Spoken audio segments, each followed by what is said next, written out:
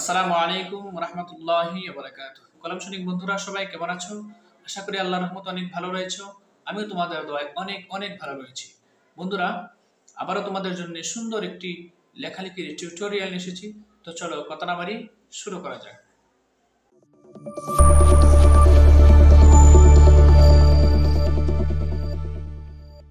আজকে আমরা শিখব দীর্ঘ কিভাবে লিখতে হয়। তো বরাবরের মতো প্রথমে মাত্রা,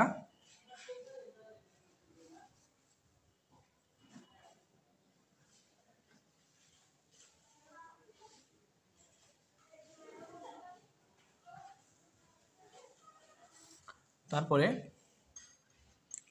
এটা ঠিক করতে হবে, এই টানটা, সেটা আমি আগেও বলে দিয়েছিলাম, এই টানটা।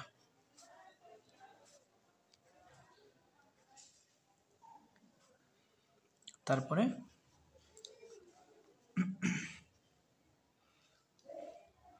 এখান থেকে নিয়ে এটা,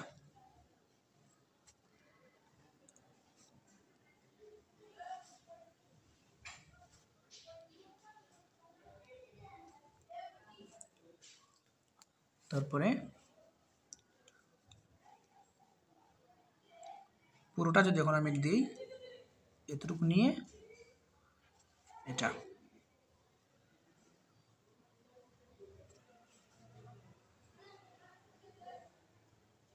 ওটা আমরা ডর মাধ্যমে হ্রস্ব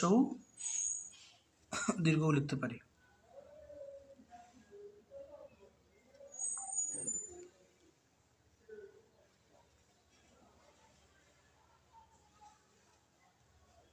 তারপরে হ্রস্বর উপর যে টানটা, এটা আমি দেখেছিলাম যে হ্রস্ব ইতেও দীর্ঘ ইতেও এই টানটা সুন্দর করার জন্য। তো আমি একবার দিয়ে দিই, যত প্র্যাকটিস ততই সুন্দর হবে। হ্রস্ব, আর এই এই এখান থেকে না দিয়ে ঠিক এখান থেকে শুরু করবে, ওরা সোজাসুজি না দিয়ে, সোজাসুজি না দিয়ে ঠিক একটু দু সাইড থেকে দিবে, তাহলে পুরো বইয়ের মতো হবে ইনশাআল্লাহ। আর এর শো দিয়েই আমরা দীর্ঘ বানাবো।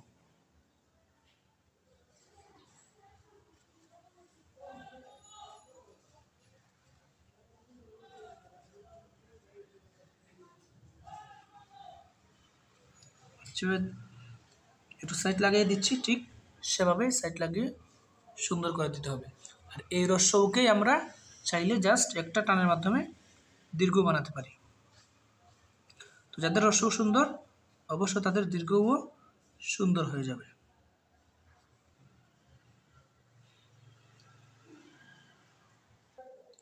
তো বন্ধুরা, আমরা এখন কয়েকটা শব্দ লিখে দেখিয়ে দিচ্ছি। যেমন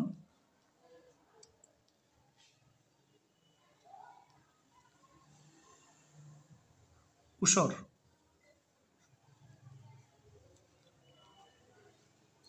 তারপরে উষা,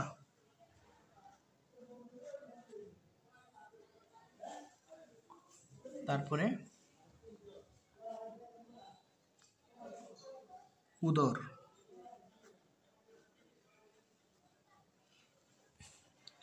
তারপরে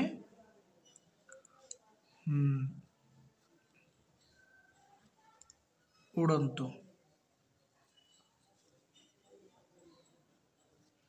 উড়ন্ত, তারপরে উদীয়মান।